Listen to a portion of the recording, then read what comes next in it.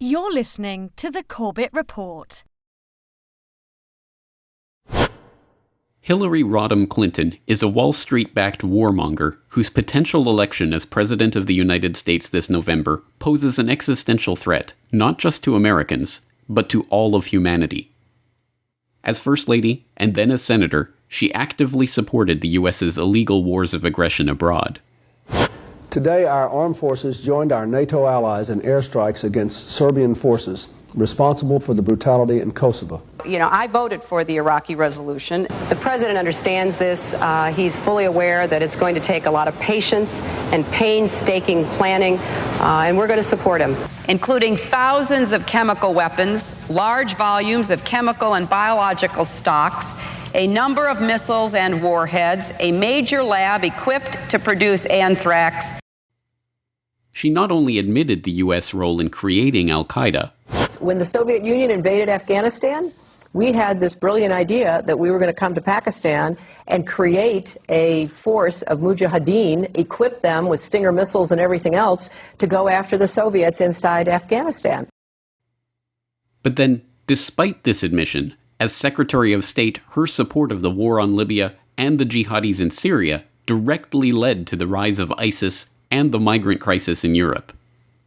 The transition to democracy in Syria has begun, and it's time for Assad to get out of the way. President Assad is not indispensable, and we have absolutely nothing invested in him remaining in power. I think that based on definitions of war criminal and crimes against humanity, there would be an argument to be made that he would fit into that category.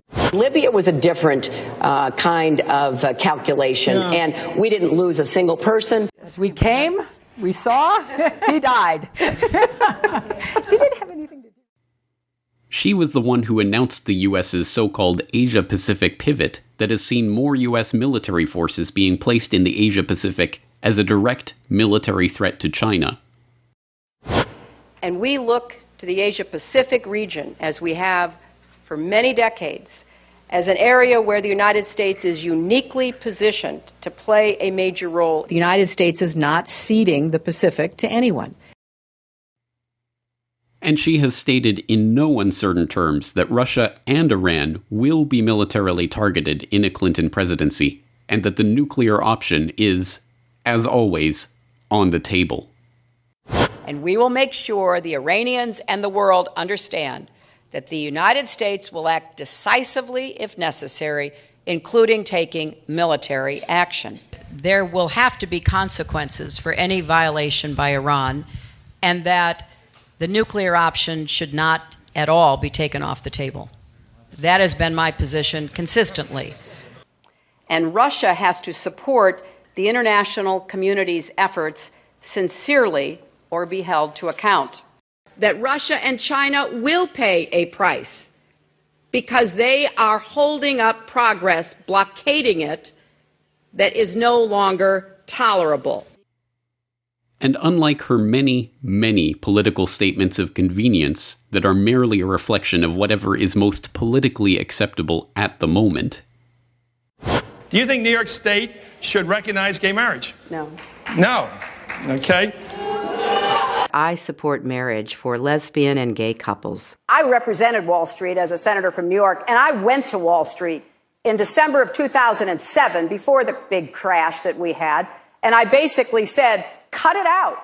Quit foreclosing on homes. Quit engaging in these kinds of speculative behaviors. Now, who's exactly to blame for the housing crisis? I think there's plenty of blame to go around. Home buyers who paid extra fees to avoid documenting their income should have known they were getting in over their heads. I take a backseat to no one when you look at my record and standing up and fighting for progressive values. I get accused of being kind of moderate and center. I plead guilty. We went through a thorough process to identify all of my work-related emails. The lawyers doing the sorting for Secretary Clinton in 2014 did not individually read the content of all of her emails, so that the emails were immediately captured and preserved. There was no archiving at all of her emails. We can be assured that these threats of potential nuclear world war by Clinton are not idle threats. a future Clinton president would be assured of a like mind in the new Prime Minister in the UK, who has stated in no uncertain terms that she is willing to launch a nuclear strike that would kill hundreds of thousands. Let me congratulate the Prime Minister on her new role. But can we cut to the chase? Is she personally prepared to authorise a nuclear strike that could kill 100,000 innocent men, women and children?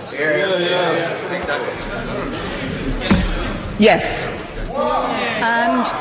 And I have to say to the honourable gentleman, the whole point of a deterrent is that our enemies need to know that we would be prepared to use it. Hillary Clinton is a neocon, a war hawk, a liar, an unindicted criminal, and a Wall Street puppet. Why is it, then, that those on the so-called progressive left, who would be warning against her if she had an R next to her name, are instead lecturing other leftists that it is now their duty to fall in line and help her get elected? If Clinton is nominated and it comes to a choice between Clinton and Trump in a swing state, a state where it's going to matter which way you vote, I would vote against Trump. And by elementary arithmetic, that means you hold your nose and you vote Democrat. I don't think there's any other rational choice. Abstaining from voting, or say voting for, say, a candidate you prefer, a minority candidate, just amounts to a vote for Donald Trump, which I think is a devastating prospect for reasons I've already mentioned. We in SDS refused to vote. We wouldn't support McCarthy. We wouldn't support Humphrey. Our slogan was, vote with your feet, vote in the street. I'm here to tell you that the slogan was right, the tactic was wrong. I think that the country, in retrospect, there would not have been a substantive change. There would have been a positive change if Nixon had not been elected. But you learn from your mistakes. Hopefully other generations learn from the mistakes of those who came before them. We're all here today because we're with her, and we're going to work our hearts out to make Hillary Clinton the next president of the United States. She will be the Democratic nominee for president. And I intend to do everything I can to make certain she will be the next president of the United States. The message here is as clear as it is predictable and disappointing. Once again, those with the influence to shape these events and ignite a genuine protest movement against Hillary's coronation at the Democratic National Convention are falling back into their roles as partisan ideologues, advocating for their candidate over the other side, taking the two-party system as a fait accompli and complicity with that system as the only way forward. But as Michelle Chossudovsky of globalresearch.ca points out, this election is fundamentally different. This time, the fate of the world hangs in the balance. In so many words, Hillary Clinton's foreign policy stance is, quote unquote, to blow up the planet. She has made statements to the effect that a first strike nuclear attack against Russia or Iran is on the table, so that if she is in the White House, she could in fact unleash the unspoken, which is World War III. I think this is something we have to address, both in terms of analysis, but in terms of political choice, so that anybody who wants to blow up the planet is not progressive. Secondly, she has a criminal record, not only in regards to the email scandal, but also in relation to the Clinton Foundation, which is involved in fraud, money laundering, political cronyism, etc. It is amply documented. So that, in effect, the choice for the American people is to elect a war criminal. Too many people become attached to the personality of these political personas, or fixated on the D or the R after their name.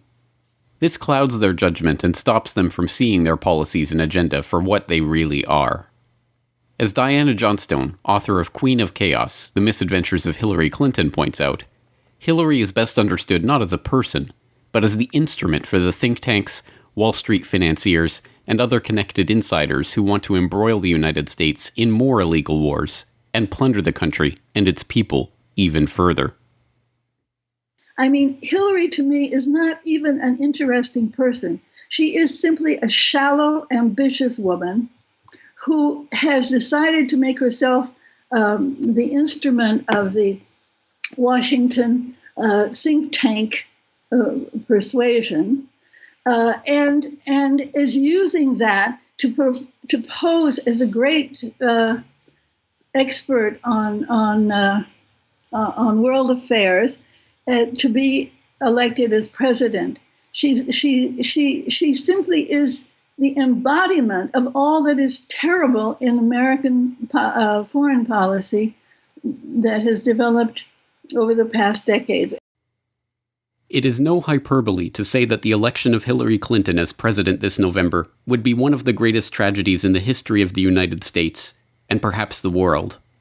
It is incumbent on people of all stripes, American and non-American, Republican and Democrat, progressive and libertarian, anarchists, and those who have never thought about politics a day in their life, to protest her nomination at the Democratic National Convention, work against her campaign for president, and avert the nuclear nightmare that is now coming into view.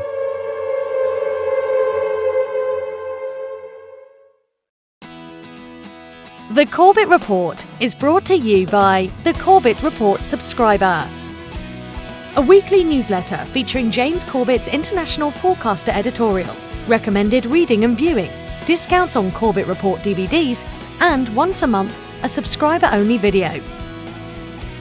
Sign up today to start receiving your copy at corbettreport.com/support.